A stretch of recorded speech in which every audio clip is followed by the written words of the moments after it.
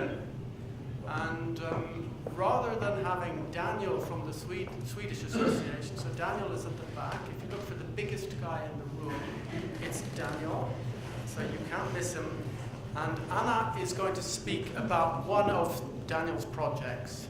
So Anna from AF, but in Swedish, the A with a little round on it, you don't pronounce it as A, you pronounce it as O, so OF.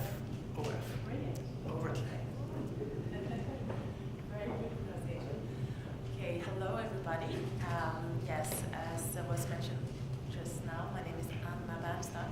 I'm representing Sweden, but it's not the member organization, but a report that was produced a while ago that I will be talking about, which is only one of the many projects, of course, being run by the Swedish member organization. So I will focus on that report. I hope that you can ask Daniel on other occasions during lunch maybe about all the other different interesting things that they are doing. Okay.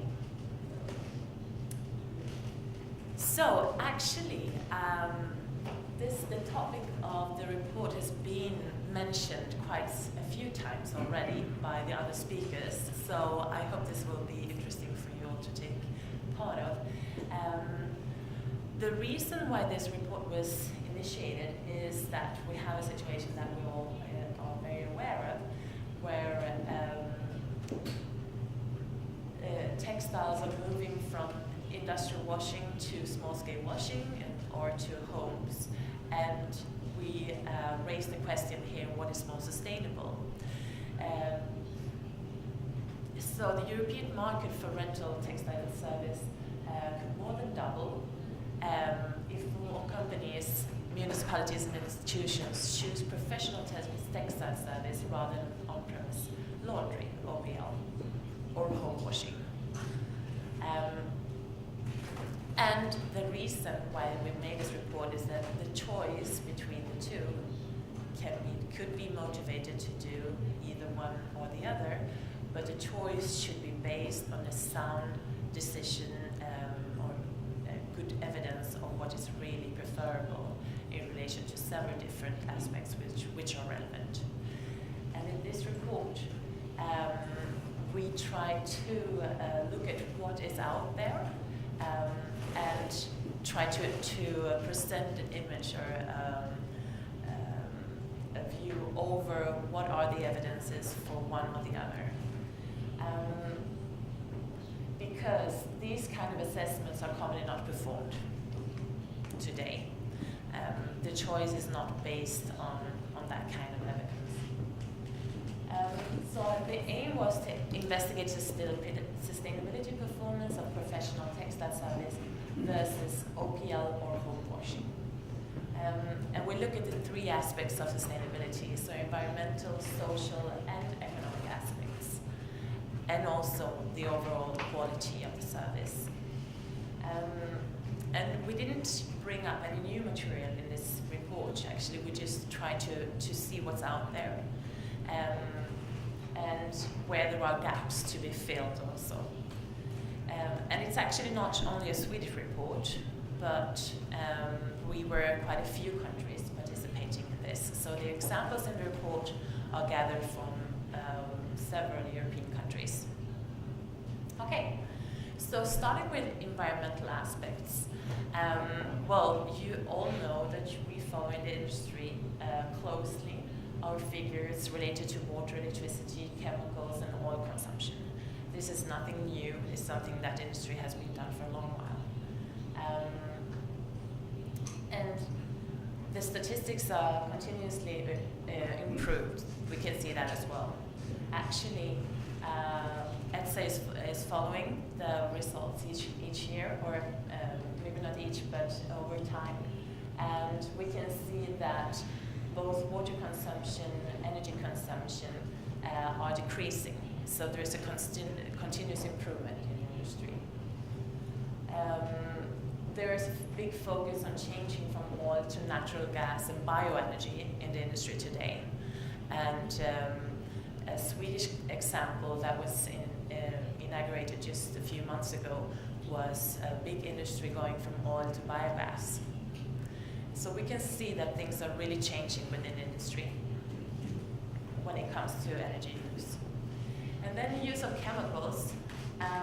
Within the industry, it's more and more common to use softened waters, which decreases the chemical use. Increased use of enzymes is also a big trend, which also reduces the use of other chemicals. And then we can also see that on the opposite side, home washing.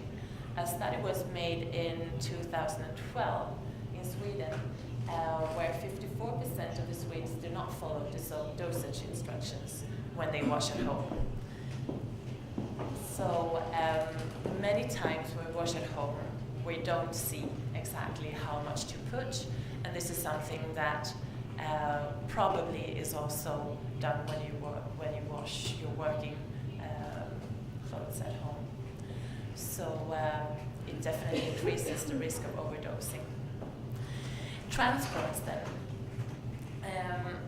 I would say that transport might be the Achilles heel for the industrial washing with textile service. Because optimization can come on the price of increased transports. Being able to optimize, going to an industrial scale, then you have to have transports for the textiles coming to that industrial spot, of course. But we made a small example in the report showing that the transport can be quite far before the extra environmental impact when you look at CO2 emissions are kind of eaten by all the benefits that you can have in industrial washing process. And we can also see that we have a big trend within this area of increased use of biofuels or even electric vehicles. So the impact from the transports are constantly decreasing as well. Okay, moving into social aspects. Actually, when we look at the industry today, it's a huge employer. You were talking about it from Germany. We're also a very important supplier of jobs for people with migration backgrounds many times. In Sweden, that's the case as well, and I guess it's the same in many other countries. And with the situation that we have in Europe today, that's very important for integration and having people getting comfortable in a society that is new for them. So the industry has a very, very important role here. Because also it's the place where you can come in and you don't have to have a very fluent language, and you can learn over time. Okay, working environment. Adequate protection, knowledge, vaccines are very important, and routines.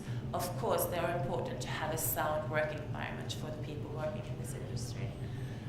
This is something that we are very good at monitoring in the industrial textile service.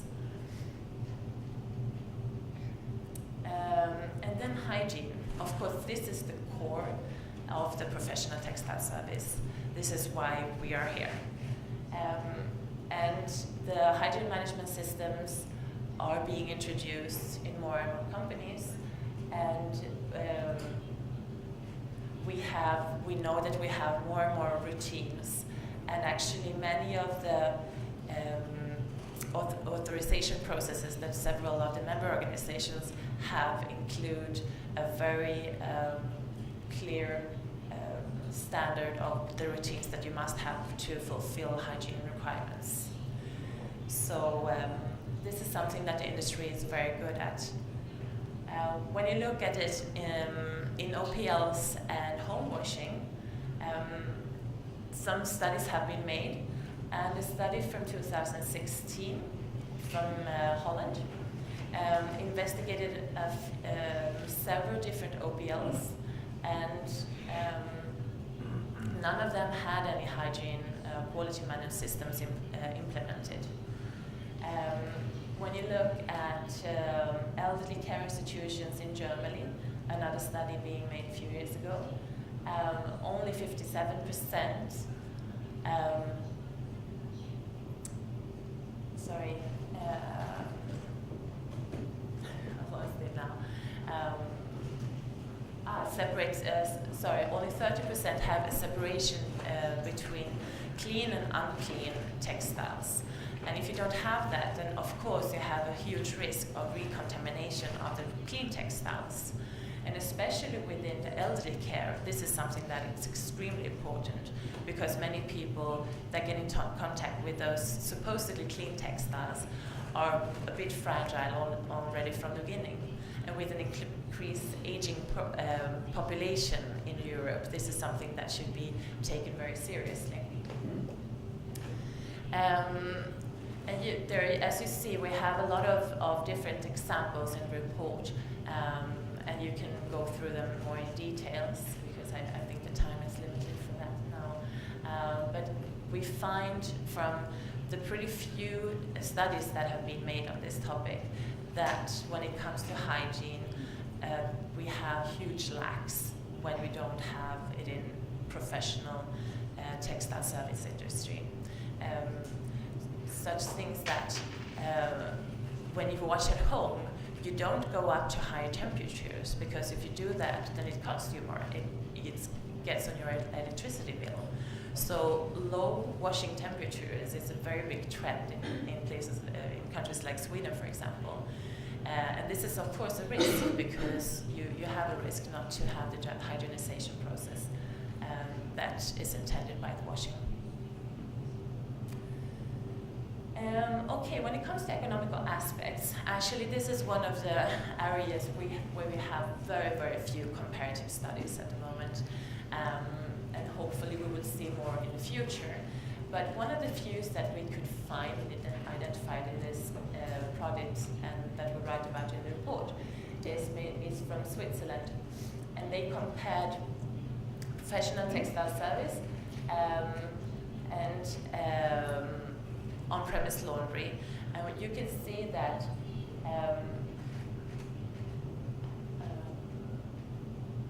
in most of the times, also from an economical perspective, the industrial service, textile service, is actually preferable.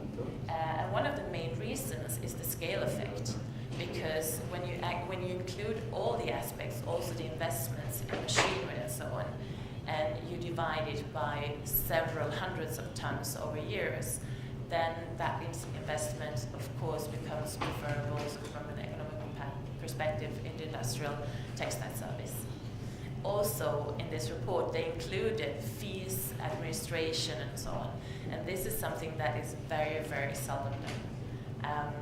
Basically, you look at a small cut of all the costs that should be included.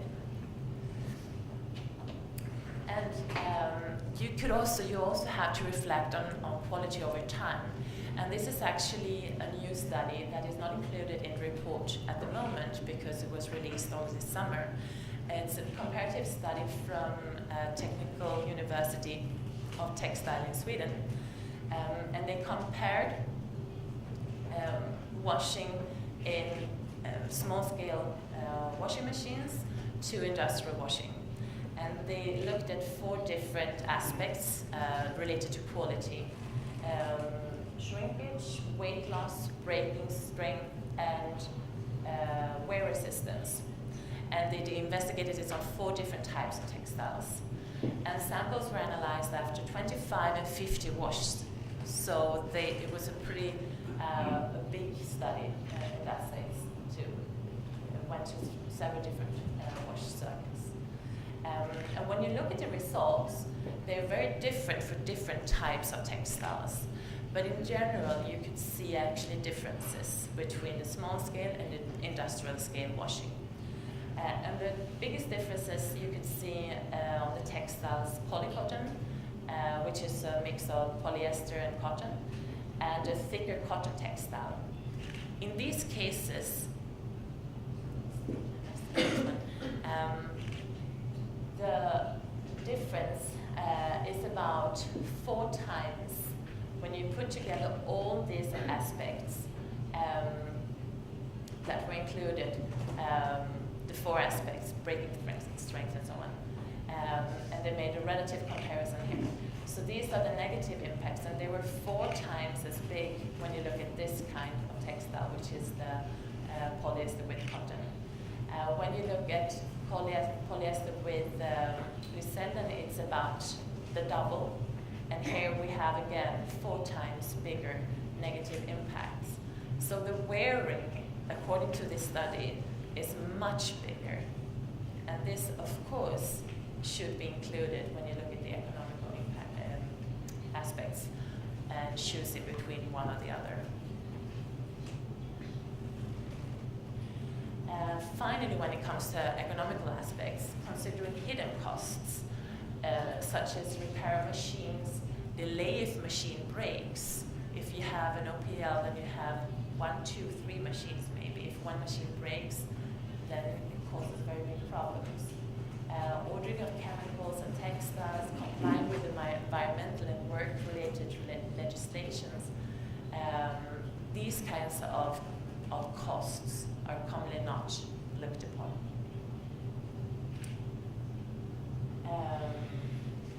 Okay, so summing up. The professional textile and service industry actually relies on a modern business model built on sharing. So sharing economies and also circular economy, where we commonly don't own the textiles but rent them. This is actually something that the textile industry has done for decades, but is something that is very, very hot and very modern at the moment.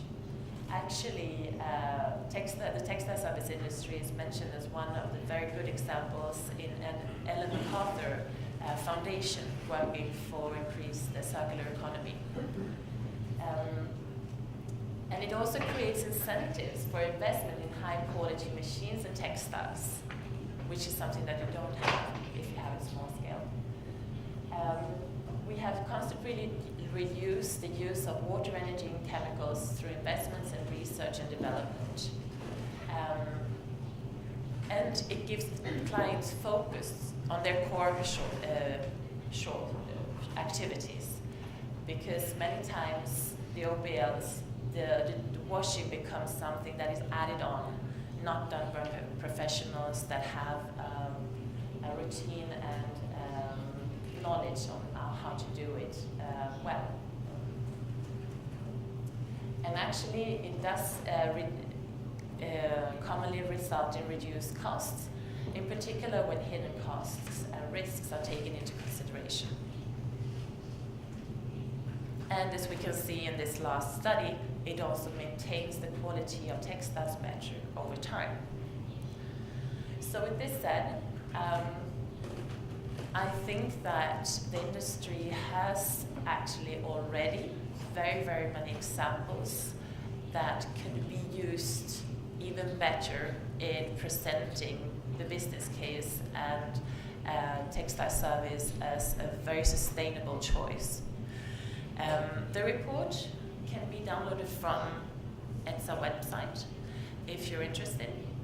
And there is also a plan on taking this further in communicating this result a bit more, how do you say, a bit sexier than a report like this. So this is something that we hope that we can give you more input, and that could be useful for all of you in your home countries as well, within short.